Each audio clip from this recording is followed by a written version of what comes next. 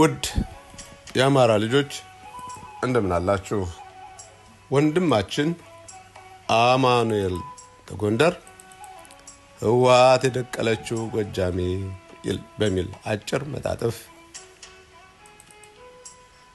ተከስቷል። ያመኛል። ነገርን ጎንደርን ከነኩ ደግሞ ያንገበግበኛል።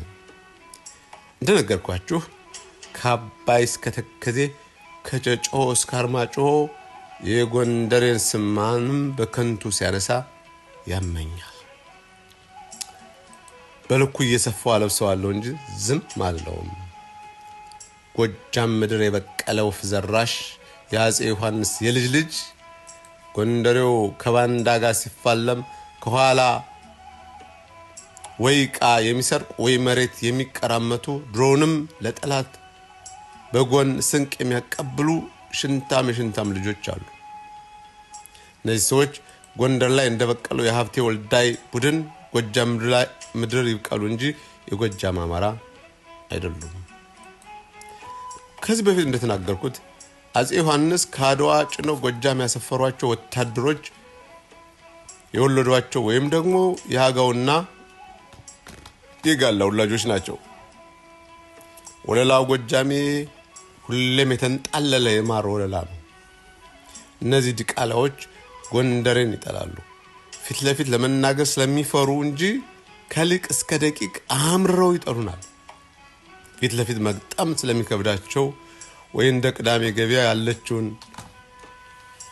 አዝማሪ ካለዚያ ሌሎች ኩታራዎችን እየላኩ ጎንደር መዝለፍ ማዋረድ ደስ ይላቸዋል። እኔም ጉዳዩን ስለማውቀው ነው ማንንም ሳልንቅ ስለተናገሯት ቃል በቃል የምመልሰው። ዛሬ ዳኛቸው አሰፋ ወልቃይት ገባ ብለው ባንድ አረቂ ጠጪ ያስመነጨሩት ደግሞ የጎንደርን ክብር በደንብ ይዘልፋልና ሲጨርስ ተጋሩና ጎጃምን የነካ የለውም በረካ ይላል። የምርህን ነው። ትግሬዎች ተጋሩ የተባሉ ወታደሮች ጎጃም ሰፍረው ለመሪያቸው አሸሸ ገዳሜ አማረን ብለው በጠየቁት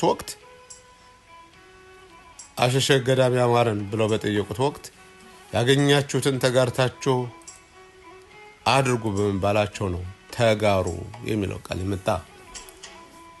ለማንኛውም ዳኛቸው አሰፋ የአማራን ትግል ቢያንቋሽሽም ምክንያቱን ሲናገር ደግሞ ፓንቱን አርጥቦ የተማረከው ዘመነ ካሴ አብይ አህመድን ማሸነፍ አይችልም በማለት ነበር። እኔ ሰውየውን ስጠራው ዳኛቸው አሰፋ የሰፈር ፈላስፋ አለዋለሁ።